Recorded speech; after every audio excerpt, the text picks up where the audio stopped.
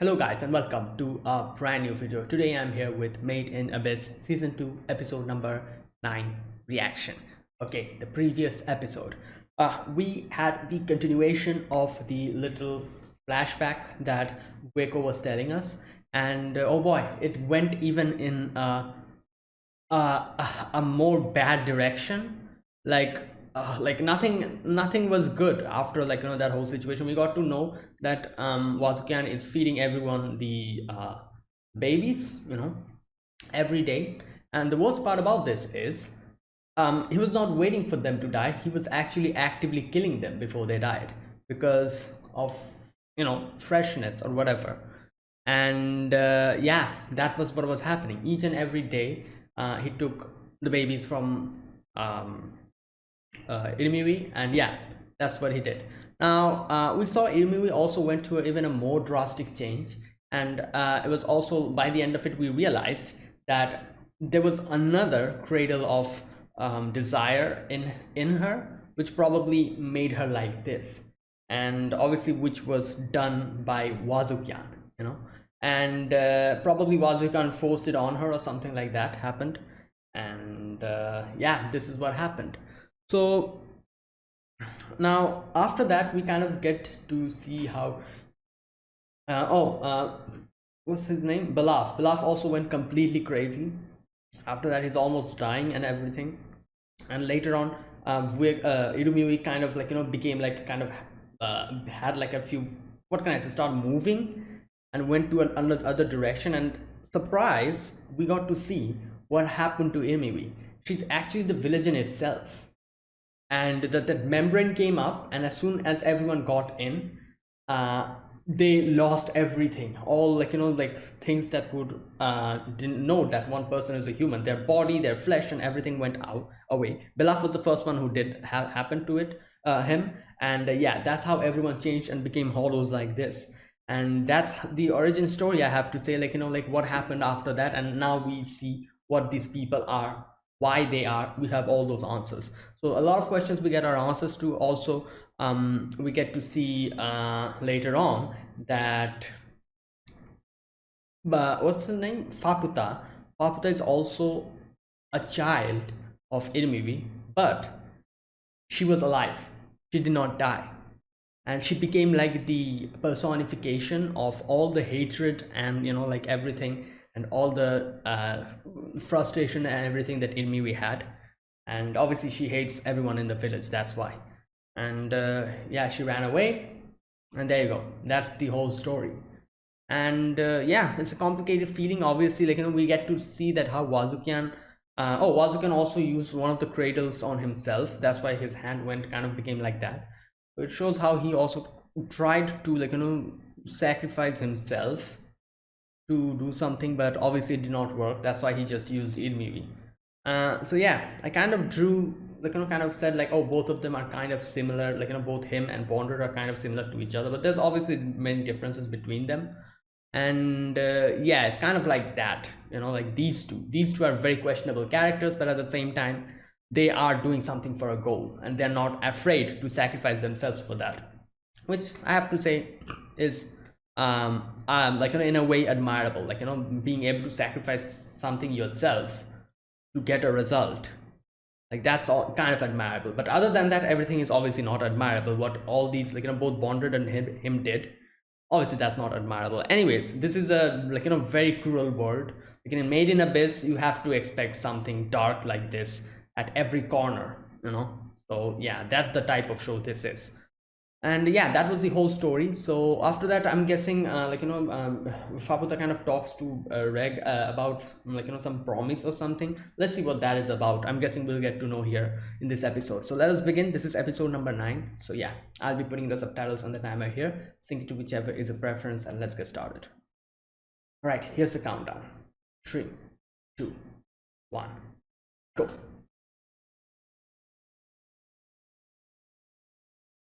Oh my god, reading, oh no.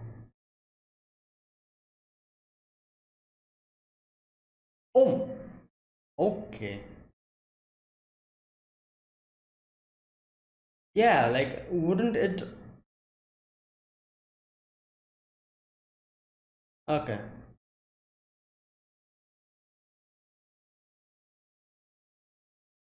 Edge. The way she's sitting on his head.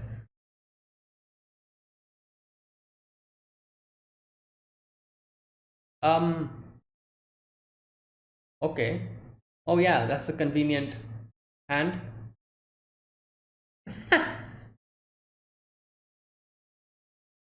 Yeah. Hey, what in the...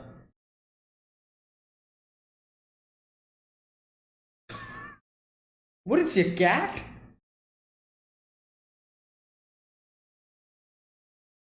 Oh, this thing. These are going. Ah,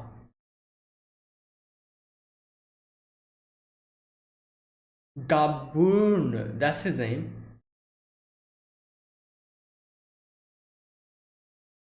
Freshness. Oh boy. Yep. Alright, let's see if Belaf is content with that.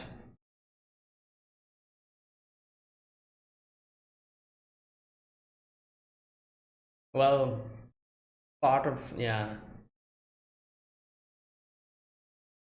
Where's Fapta? Oh, she probably did not come inside. Yeah, obviously. Ah, there she is, waiting.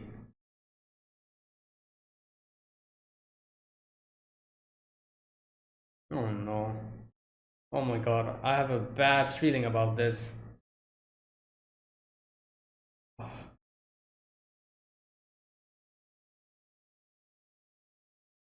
Oh wait. You, what? Wait, was she talking about Rico or was she talking about Prushka? She looked at Prushka and said that, so I'm guessing she's talking about Prushka. Yeah.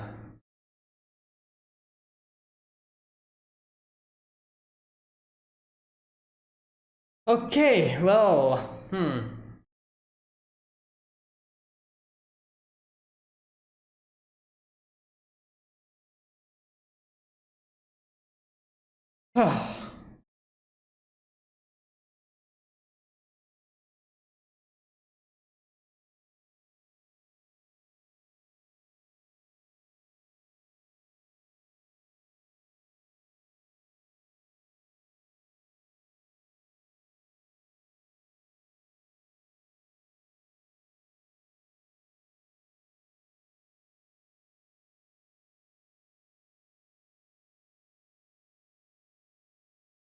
I wonder what's with the interference unit that Faputa has. Like, where did they meet and why is he even following her orders? Like, that's an interesting thing I never thought about. Like, a lot of the secrets came out and we have the answers to that. This is one of the secrets that we still don't know why. One of those mysteries. And obviously, Reg's mystery is still not solved as well. Who is Reg? Where did he come from? We have small little hints about that, but nothing concrete.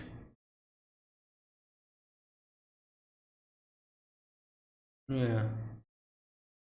Oh, it's that girl. We always saw it.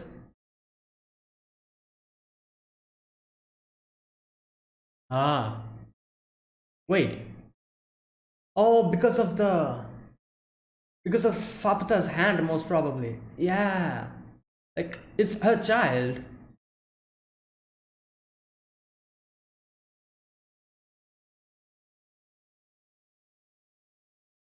So now what?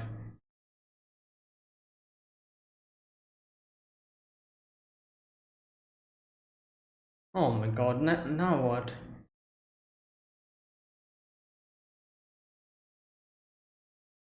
Wait, so he did ask for something for Fapta, then how?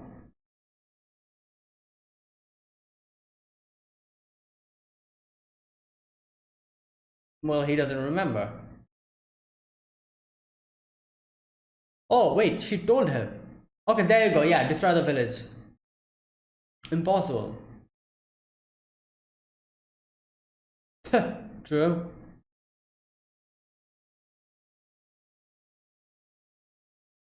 Go inside mother's soul.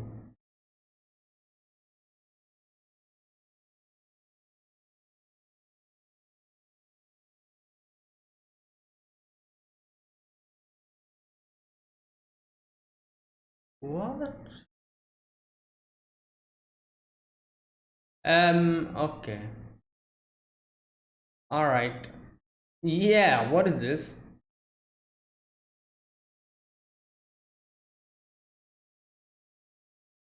Right. Oh. Oh, that's what you're talking about. Wait.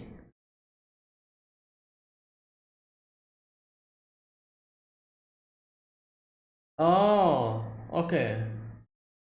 Oh boy, here he is, Vazgen. Prince. Ah, Papta. She's like, yeah, well, he knows.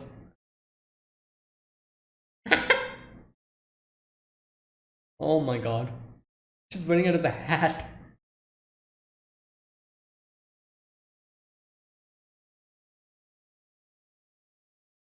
What? You are the people who left her there. Like,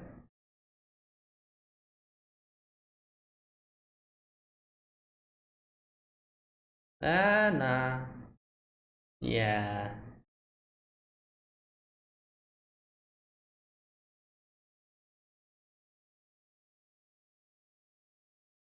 Hmm.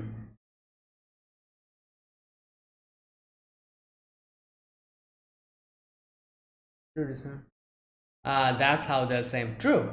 Yeah, she's also the same.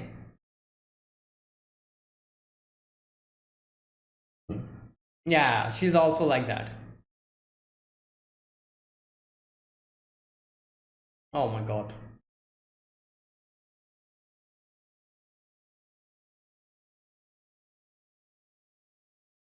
Hmm.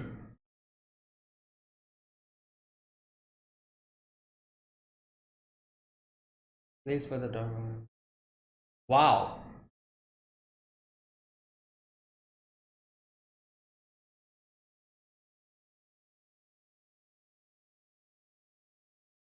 Hmm. Yeah.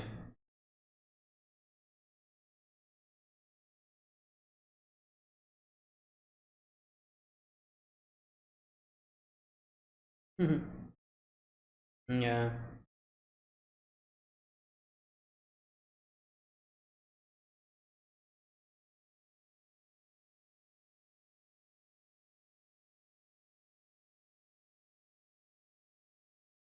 One thing I know. Yeah, that's what I'm saying. Same with Bonded as well.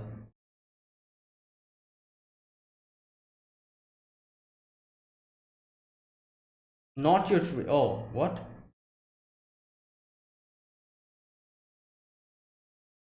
Oh my god, this is just the entrance?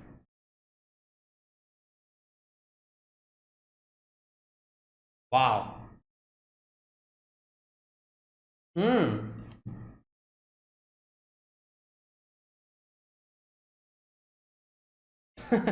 Damn. Yeah, they're stuck here. Or maybe he's just waiting for a chance. To someday someone will come and.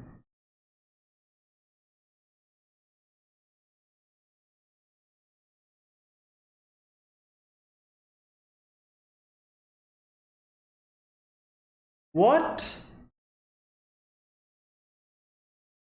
Oh my god, stop. Wow. Like, oh lord, please.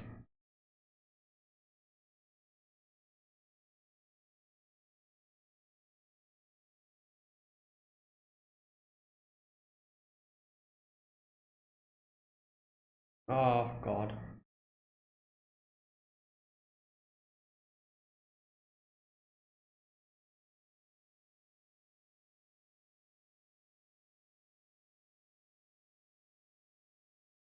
And Oh God. Well, Rico's obviously going to wish for that. I don't know. Like,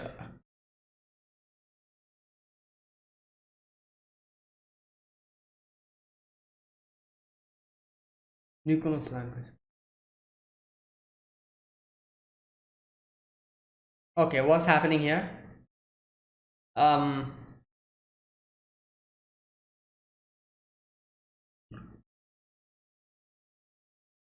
what in the? Is that one of those? What's his name? Is that Sage, isn't it?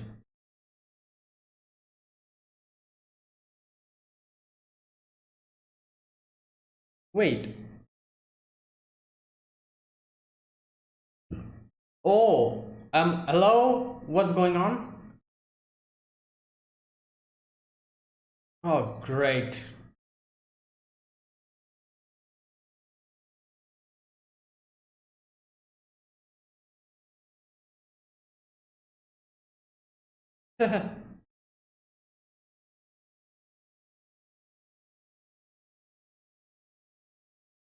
Oh no. Ah, maybe Prushka can help. Prushka's. Wait, what? Is that the?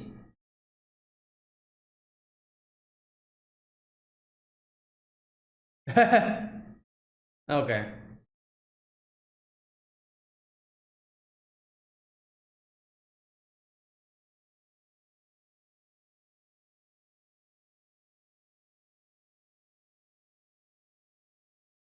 Wait, wait. That's.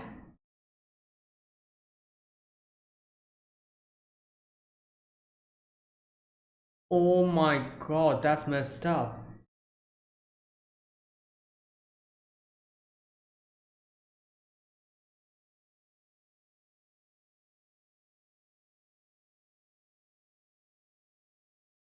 Wow.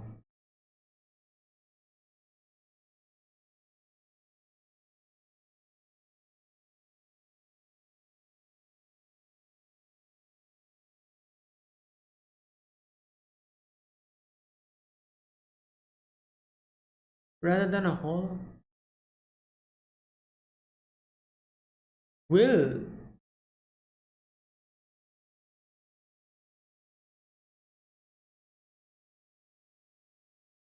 Oh, the part of the village. Oh, oh no.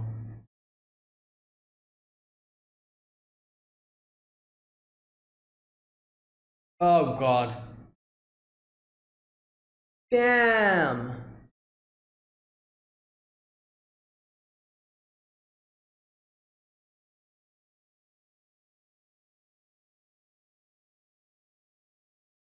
Okay.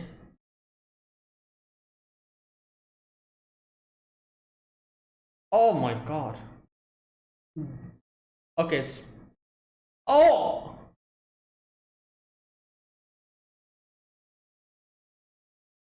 Oh no.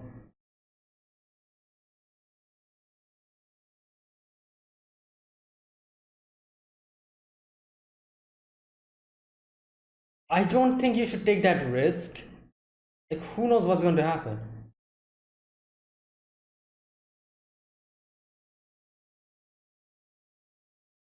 Banishing won't affect him. Oh my God. Okay, thanks for the explanation. But this makes it even worse. Hmm.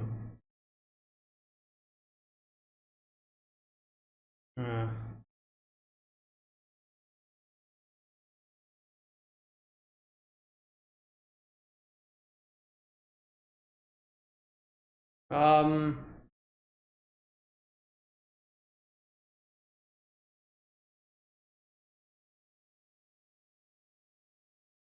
Oh. Oh wait.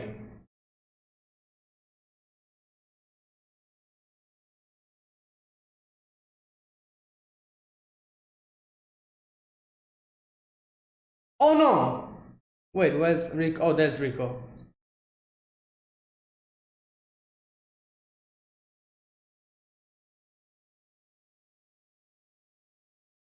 Oh God. Where's? Oh no! Oh no!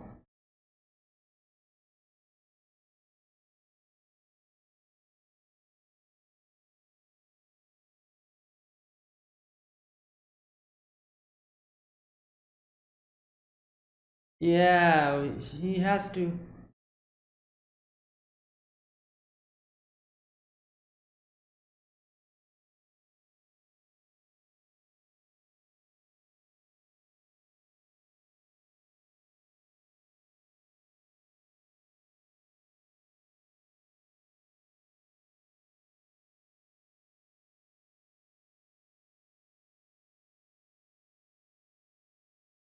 There's no one behind.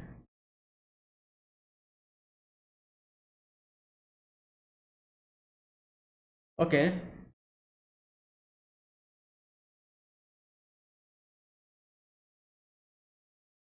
Yeah, what can he even do? Maybe Fab. I don't know. Oh no, there you go. He shot it. Damn. Oh my God. Yeah, this thing is overpowered.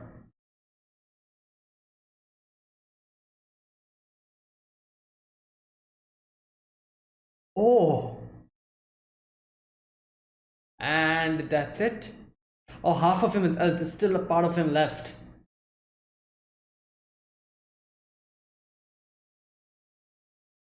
Okay, nice. Obviously, he's going to go to sleep now. Anytime. Yeah.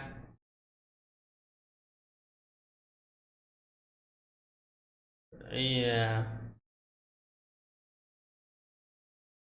2 hours. Oh boy.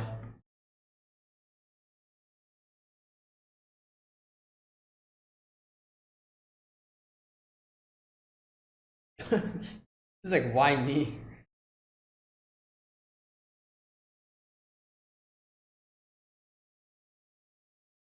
Yeah.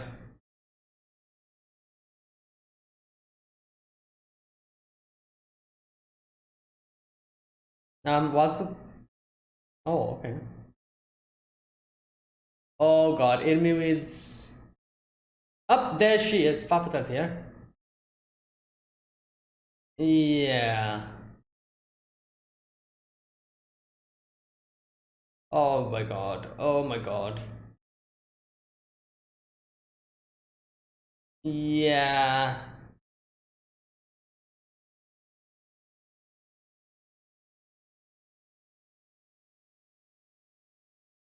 Up, you're gonna die. Yeah. Oh, the interference unit is here.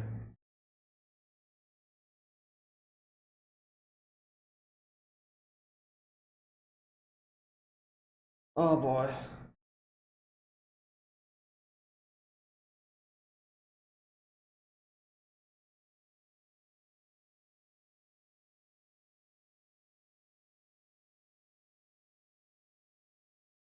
Oh my god.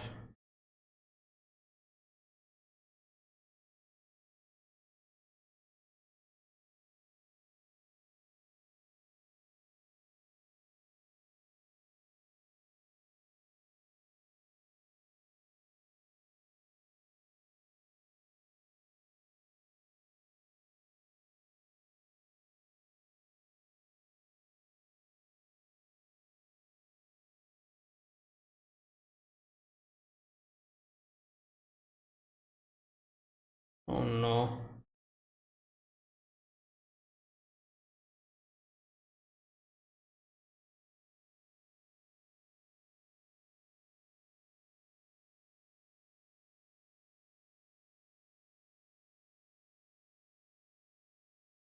Oh god.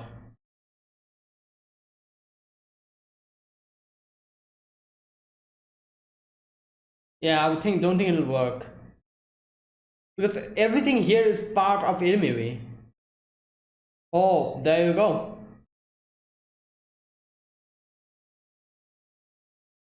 Oh damn, wait, what?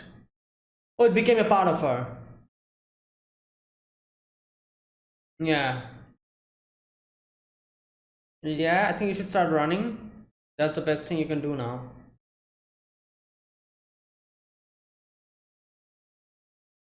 Oh my god.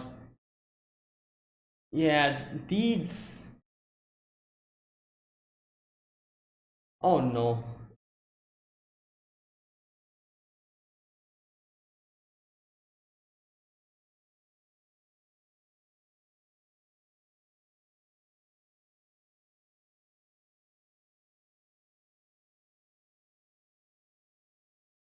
Wait, who's singing that song?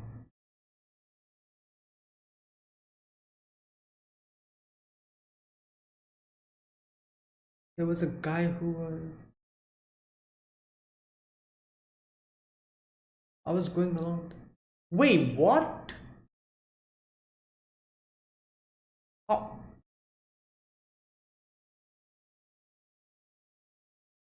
oh, she was dreaming. Okay. Even though they didn't look like us.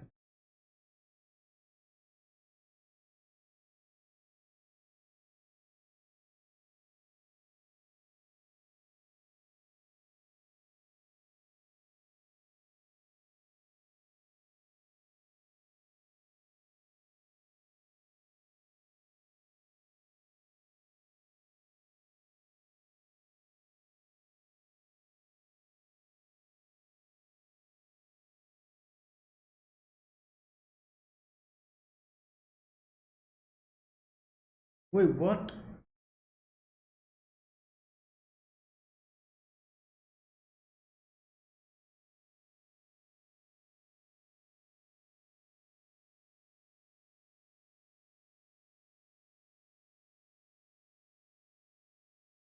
Wait, what?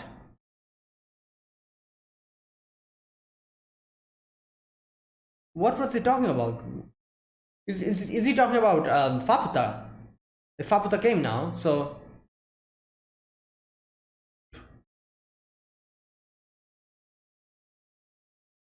okay.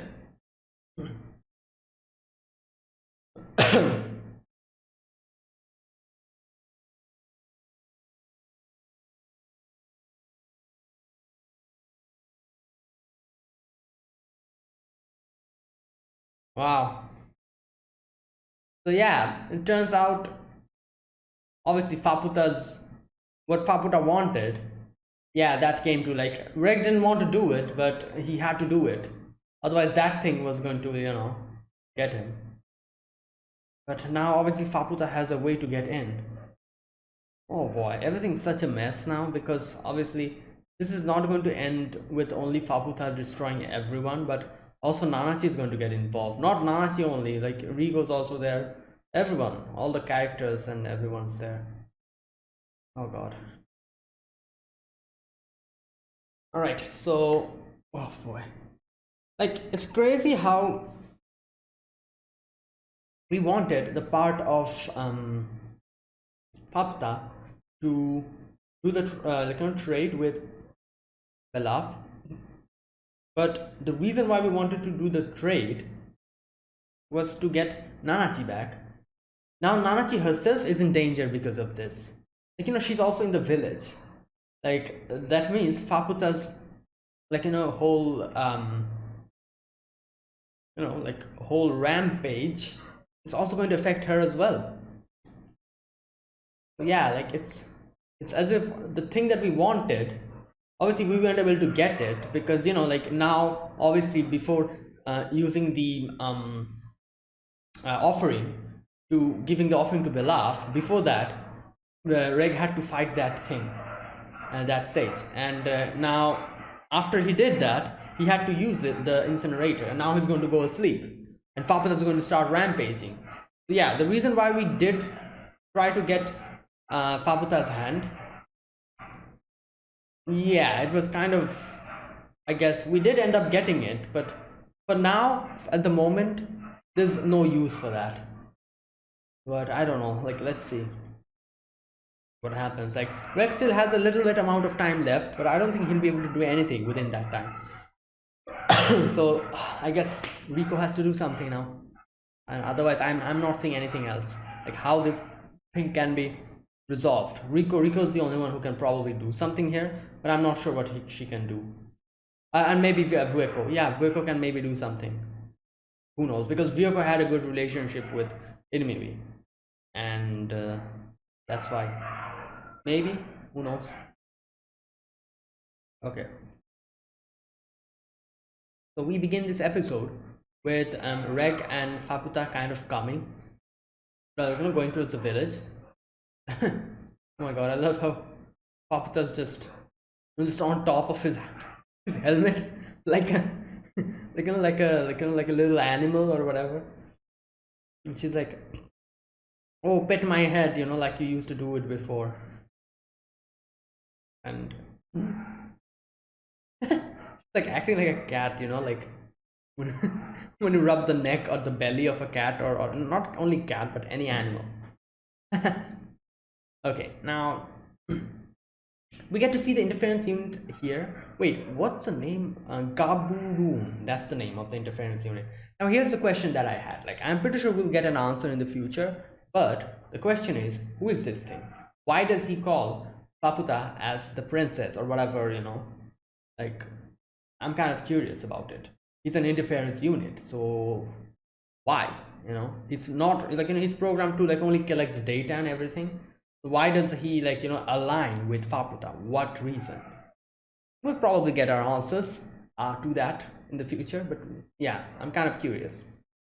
But anyways, he seems to kind of like like I said, like he kind of calls Faputa princess and listens to the orders that Faputa gives. Interesting.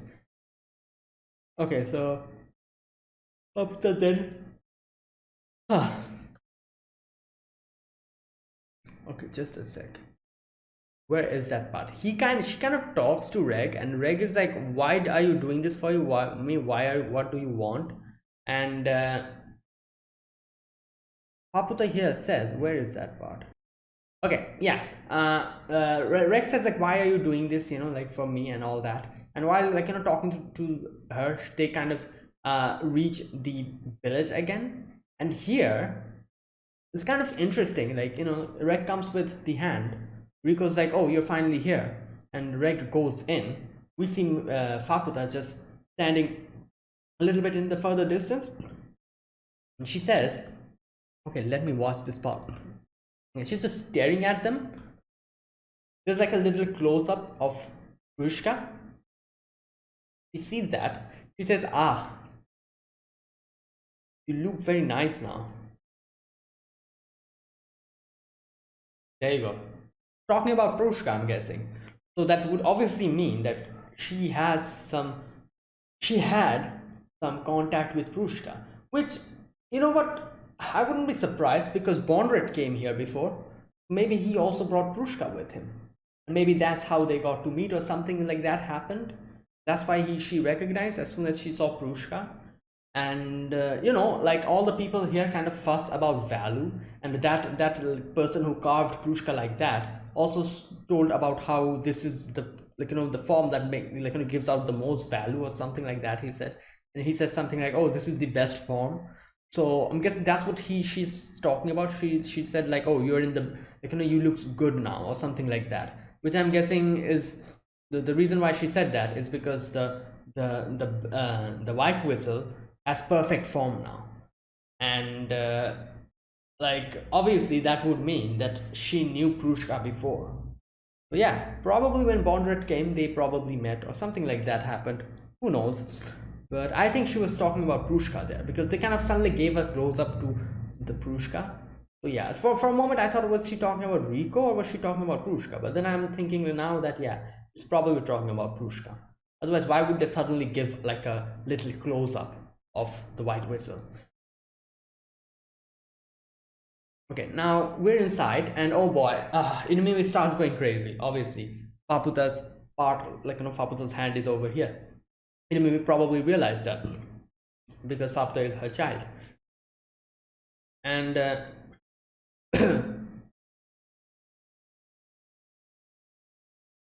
okay, now Here, Vueko says, like, oh, you cannot bring the hand in that form to Belaf. If you do that, she says, if you show that to him, mm, I think he'll probably break. This part, obviously, we saw before, Belaf had like a, like a guilt before the whole that everything that we did to him. He was the one who was most affected by it. We saw that. That's why Wazukian said that you're the one who has not changed.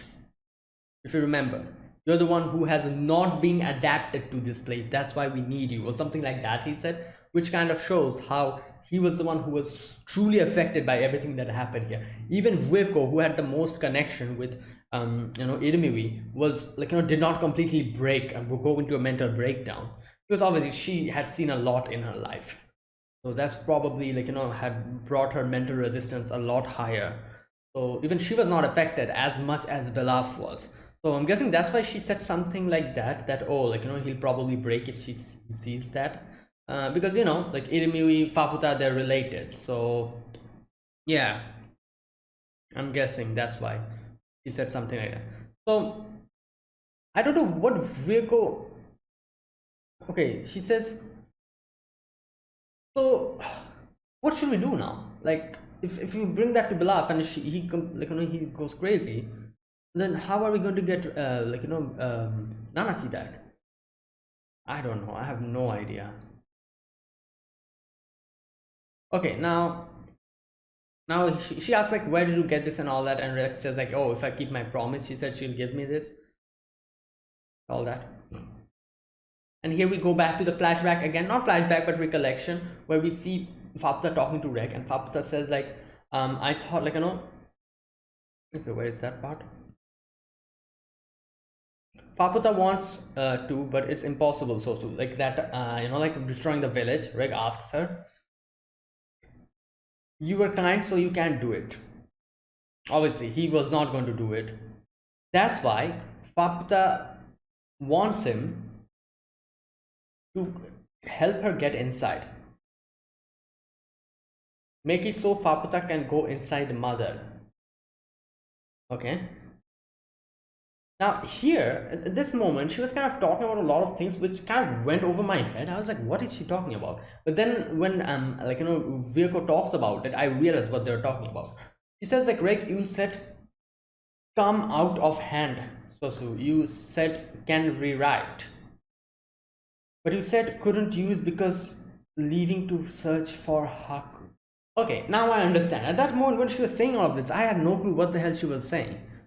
As soon as Virgo said, like, like the rewrite thing is actually the incinerator, not her, Rico said that, I realized everything kind of like, started falling into place. So basically Faputa here is saying that, like only the incinerator could do something here, but Reg said that he cannot use it because he's going to leave for the search of Haku. Haku, as far as I can remember, means like something of value to someone, something like that, like you're someone's treasure or something like that. That's why I'm guessing Reg said that I cannot use it. You said next time you see Faputa, you'll take me with you. Take Faputa to where they are. Okay, now yeah, then she starts biting Reg's cheek. I don't know what the hell she was doing there, but yeah. Okay, so there you go, basically that. So she says like, you're too kind, you cannot destroy it, so you bring me in, I'll do everything, you don't have to do anything. And for that you need to use the incinerator because I cannot go in myself. You use the incinerator, rewrite like everything, like make like a big hole in the wall or whatever, and obviously that's going to rewrite everything so I can get in. So then I'll go in and I'll do the job. That's what she wants now. Basically, you don't have to do it, I'll do it, just get me in.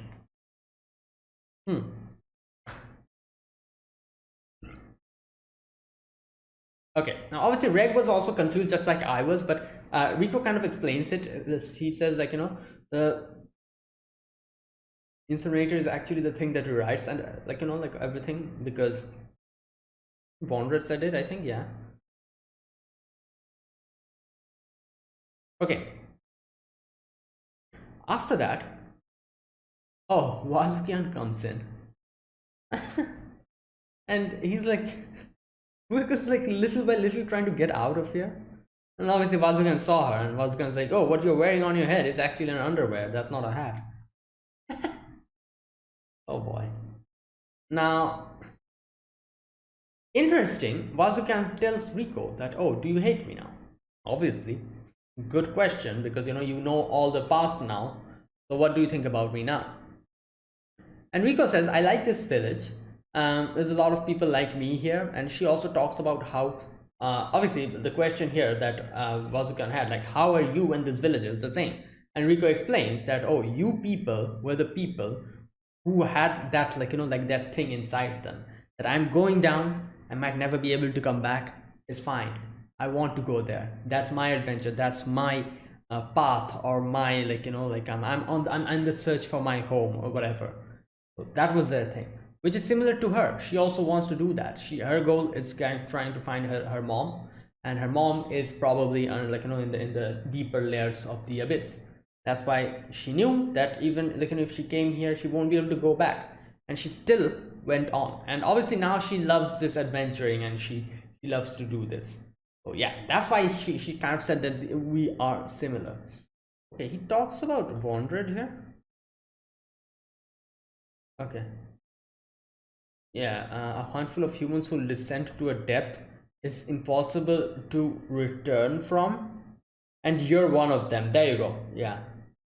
One who will, while searching for their own gold, found that this place where the darkness lies is even more valuable. Interesting words here. She says like you started to get to your own gold, but reach this there where you found that this place where darkness lies is even more valuable. Huh. True, like that's basically what's happening. They started with a very like clear goal, and now they are actually inside this like dark, like this dark place in itself.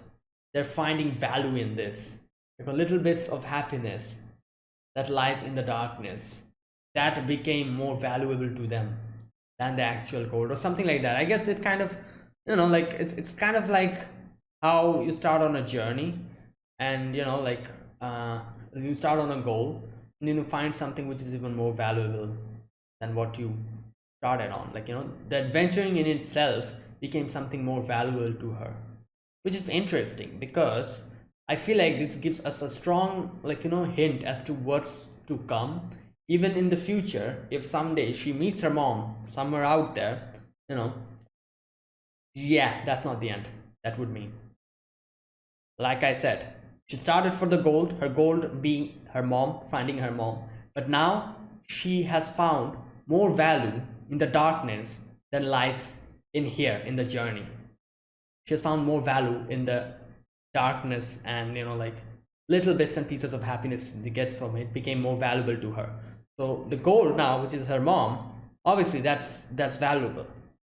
But now that she has found more value in the journey itself, a day will come when Riko will probably reunite with her mom. That won't be it. She'll like after meeting her mom and like maybe spending some time together, whatever, she's going to keep moving forward towards that journey, because that journey became more valuable to her than her original goal.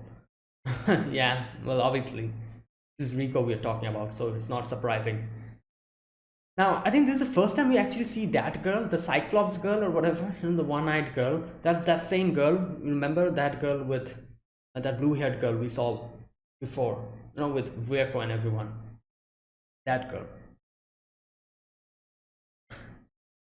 Now everyone is like, okay, so now, yeah, everyone says like that even the lunch lady, what's her name, Boogie or something, Moogie, Moogie. Movie, she also says like, yeah, I also dream of those days and everything, like the adventuring days and everything. And here Riko makes a guess. She says, where is that part? I said I don't really know you, but there is one thing I know. Okay, no matter what you had to sacrifice or trample over, you wanted your wish to come true. Like I said, this is like this is the same with Bondred as well. The village, the creation of this homeland, for those with nowhere to go. I don't believe that was her true wish. The golden city you sought really exists in the abyss. The depths of sixth layer is just the entrance. There's no way you, someone who finds value in the extraordinary quest, kind of similar to Rico, like I said, like there obviously Vazukyan's goal or his goal was finding this place, but at the same time he also probably found value in the journey itself, and that's why now he probably plans on going beyond. But obviously he cannot do that because he's stuck in this place. Okay, Rico says here, there's no way you, someone who finds value, like in the journey, would choose to stop at the entrance. Why are you pretending you've given up on your adventure? And I was gonna say, oh, I'm shocked, like you were able to understand me after 150 years, and no one was able to realize that, but you were the one who were able to get me. Oh God. And she says like, oh, I cannot leave the village. And then Rico thinks about like a few things, and she comes up with a kind of like a solution to this, which probably Wazukan also thought. She says Paputa has wish granting power of the three cradles of desire. The ones who you can use the power of the cradles are okay. Then she says, Wazukan, could it be that you want me to use the power of the cradle of desire? Okay, now this is the part where, okay, to make it so that the villagers can go adventuring again. Not only him, the villagers as well. This is the part when I was like, oh my God, please. Like, we already saw, like, what happened after this, like, people use the cradle of desire. Even Irmiwi herself. So yeah, I don't want to see that happen again, like, the cradle is, yeah, it's bad news. So, like, I don't know. Yeah, and like and Rico, it seems like Rico's like, okay, yeah, like I said, it seems like Rico's not really that much shocked about this, because she's like, oh, I think you're trying to do this, and Vasukan is like, oh, like, yeah, and I'm not really comfortable with the fact that he's thinking that Rico's going to use the cradle of desire to wish that everyone can go adventuring again. Like, oh my God, no, like that seems bad news. Like, the cradle of desire in itself is bad news. Like, god damn. Like, one thing we know about the cradle of desire, if we have like, some complications in our heart, if we think of something else, it'll kind of get mixed and like a weird thing will come out. So we need to think of only one thing, and only one single soul wish we need. Otherwise it'll go completely like, messed up. Like, that's what happened to Irmiwi. Like, her wish was like a mixture of things, and that's what happened. So Rico here also has her own wish, which is trying to find her mom and some other stuff. So if she wishes on the cradle about this, I'm pretty sure the other wish will also probably get entangled with it. Or who knows, this is Rico we're talking about, I'm not quite sure. But still, like, I don't know, I feel like using the cradle is a bad news. But never mind about that now, like, that's not the problem we have now. We have bigger problems to think about than the cradle of desire. That comes later, I'm guessing. We'll probably have to deal with this again in the future. But for now, we have way more pressing matters than this. Because, yeah, what happens after that is crazy.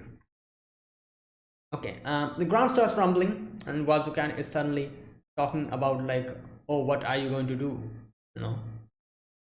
And yeah, in comes out this what the hell is his name? I forgot his name. That guy, that sage thing. And Virko says like, oh, he's probably trying to get the princess. Now Wazukan quickly gets Virko and takes her someplace safe. And obviously this thing, this huge monster thing, is trying to get Reg, because Reg has the piece of the princess with him. Now here Faputa asks a question. That huge thing, why does it have the same name of the piece of trash who took me in? Juroimo. There you go. Now here I need to read this part again. Okay, just a sec. Wazugan says, Irumi made him from signals she received from you. Someone special to her. So this is not oh my god, I forgot his name. Juruimo or whatever. This is not him. That means this is made from the signals that Irumi got from Vueko. Because she's special to her. Okay. He says, Irumi was lonely, you know. After all, you kept on brooding. He just appeared one day and said he's one of the 3 sages. It can talk. When the village is in danger, he comes out to obliterate the threat. He's like the village's guardian, you know. Interesting. So I'm guessing that's why it suddenly came out now, because probably like, you know, Irumi is kind of like, you know, kind of rattled now because part of Faputa is here inside. So I'm guessing, thinking of that as a threat, this thing came out now. And okay, so what's her name? Virko says if he grabs a piece of Faputa, he won't come out of the balancing unscathed, no matter how big he is. And Vasugan says, like, no, I told you he's connected to you. That means rather than a hollow, he's more like a part of village. So that won't work on him, the balancing. He's part of the village. That thing is the will of this village. So there you go. Basically, the whole balancing thing is not going to work on him because he's part of the village in a weird way.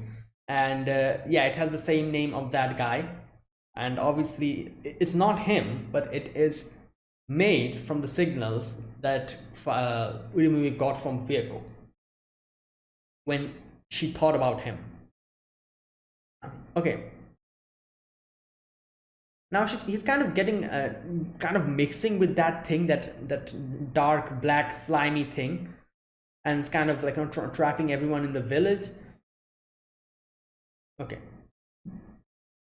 Now kind of a small little fight starts. Like, you know, this thing starts shooting out these black mucuses, and here Virgo screams, and Virgo says, like, okay, like, you know, Reg, listen to me. You know, the balancing won't work on him. You know. Like, he's concluded you're a danger and trying to consume you guys. Which obviously Reg was thinking, like, should I actually let it take Faputa's piece? So then maybe the balancing could get him. But no, that's not going to work here. She kind of told Reg that. It's like, thank God. Like, you know, like, he did not make that mistake. That would have been a different set of problems then. So there you go. Reg realizes that, and Reg is like, okay, I need to change my plan. The balancing won't work here. And he's like, you know, like, starts trying to run, and then he sees, like, you know, within the slimy things, there's like small little gaps and everything, and he kind of throws the hand on top of like a branch thing or something, but then again the slimy thing was getting that. The slimy thing is also trying to consume Rico and everyone else. Seeing that, yeah, like, he has no other choice, he decides to use the incinerator. But obviously he knows what's going to happen if he uses the incinerator. You know, Fabuta is going to get in. But what else can he do? You know, like, if he did not do that, either way, this huge thing was going to consume everyone, because it thinks that these people are a threat to the village. There you go. That's what's happening. So either die now or die later on, like, on Faputa's hands. Basically, that was the choice here. So obviously Reg chose the later one, which has a little bit more chances of survival, which is, you know, shoot the beam now, so that you know, like, for now we can save ourselves, and then let's just leave it up to fate what happens, like the whole thing with Faputa. But for now he decided to use the incinerator, and he uses it, and oh damn, this thing, all the time I see this thing, this incinerator, it always baffles me how strong this thing is. Just completely just obliterated the whole place, like, you know, like the place where the beam was going. And yeah, half of that huge monster was gone.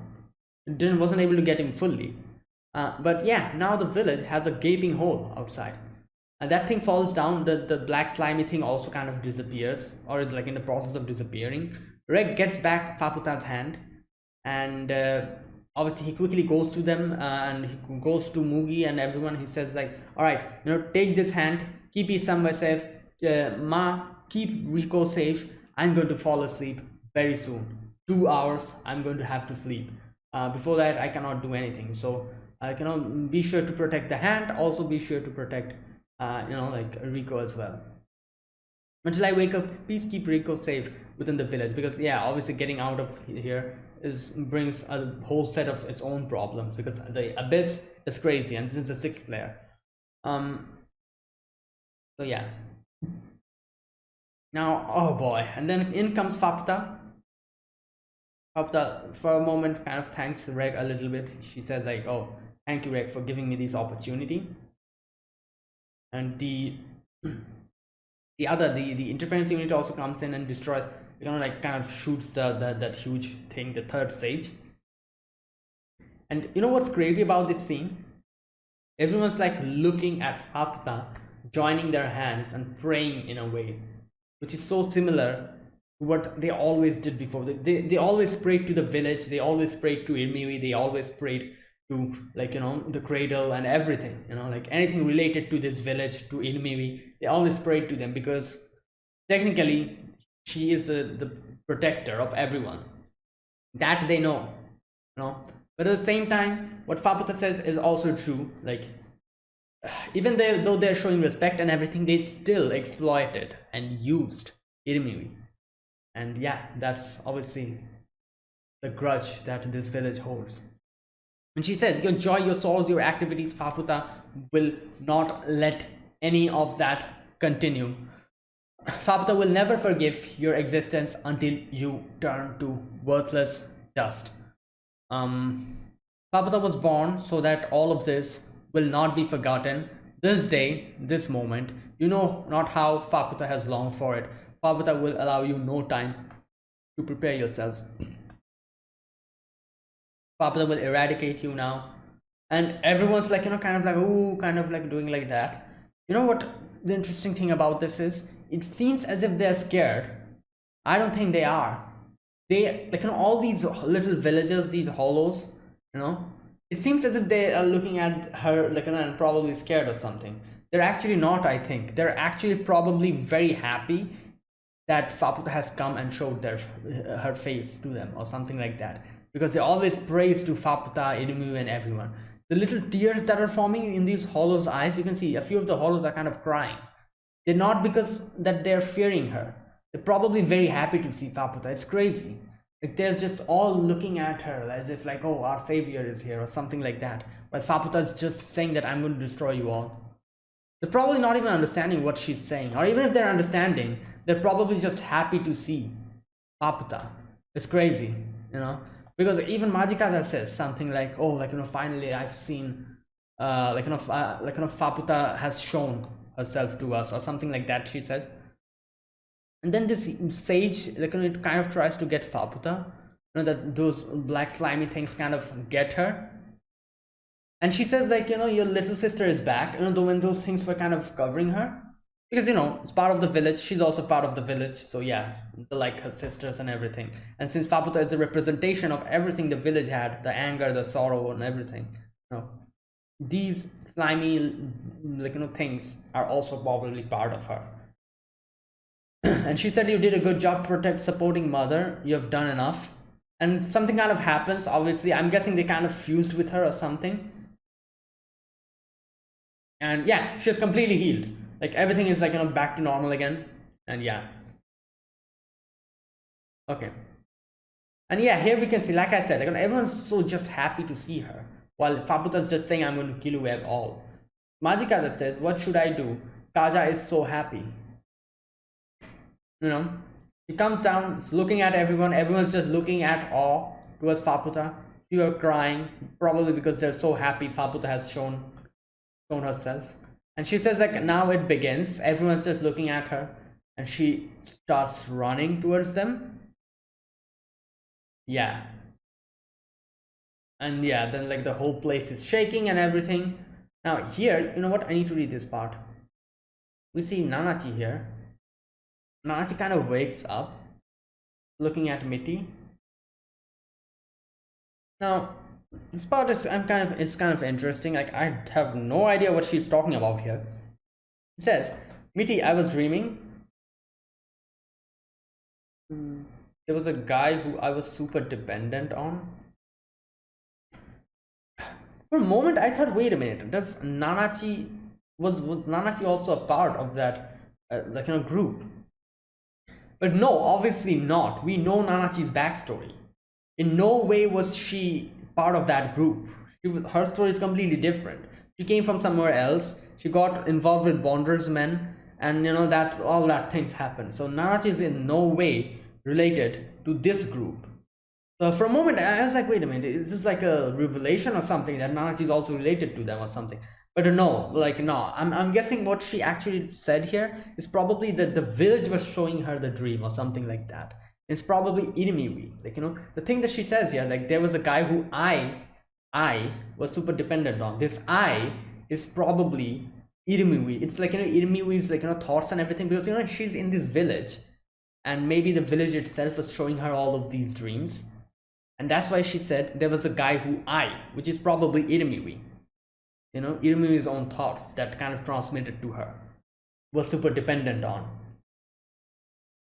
I think so, I'm not quite sure. Yeah. And she says, I was going along with him on a search. And then what were we searching for again? Question mark. Oh yeah, I thought they really resembled us, even though they didn't look like us at all. And then after that they found it, their treasure. I wanted to keep on. Wait, what? No, wait a minute. Is she actually? She's saying we, even though they don't look like her. Even if they don't look like us at all. And then after that they finally found it, their treasure. I wanted to keep on gazing, even if it was a dream. Oh, okay, yeah, she's talking about Irimiwi and Vehicle. Okay, yeah, there you go. For a moment I was confused. I was like, okay, it's just like, is she talking about this from Irimiwi's perspective or something? But no, she's talking about her dream, in which in the dream she saw, she also was probably a part of that dream, and she thought she's also the part of that journey. And where Vehicle was there, Irimiwi was there, Wazuka and Belaf, everyone was there. And that's why she's saying like, oh, they means Vehicle and Irimiwi. They found that treasure. And they were showing both of them hugging, and she also wanted to keep looking at them because she was also in the dream or something like that. Yeah, that was what was happening. I'm guessing she was dreaming. She thought she's also a part of that group. That's why she said there's one person I looked up to, which is Wazuka, because she also thought she's part of the dream herself and part of that group or something like that, I'm guessing. Okay, now after that it's kind of interesting. Like here we see Nanachi actually wake up completely. She's just woke up. She's just standing now, which is interesting because I thought this wouldn't happen unless and until Reg made that trade with Faputa's hand and Belaf. She wouldn't wake up, but I'm guessing I'm thinking she's probably awake now completely. She just stands up. And she looks up and she says, what's that? What's going on? Belaf says, the time to awaken has come. Nanachi, it has come. Starting now, it is no longer a dream. So yeah, she was dreaming up until now, in that kind of like a little dream-like state she was in, and she was saying all of that. But now she's completely awake, as Belaf says. So yeah, it's actually awake now, and we didn't even have to use Faputa's hand, or I don't know. Yeah, okay, interesting. So yeah, let's see what happens after that. Like Nanachi is completely awake now. But anyways, yeah, like that's not the thing we should be worrying about now. The thing we should be worrying about now is the villagers and everyone else. Riko, Ma especially, not only Ma, all the others. Yeah, like, oh boy, I don't know what's going to happen. Like the only one who can do something about this situation, I feel like, is either Rico or Rico. I'm not sure. We'll see, because the Reg is going to fall asleep anytime. So yeah. So there you go. That was it. That was my reaction to Made in Abyss season 2 episode number 9. If you guys enjoyed this video, be sure to press the like button, subscribe if you're new to the channel, or you haven't subscribed. Comment down below anything you want to say, anything you want to let me know, and I'll check them out. That is it, guys. Thank you for watching, and I'll see you guys next week with another episode of Made in Abyss season 2. Until then, goodbye and have a nice day.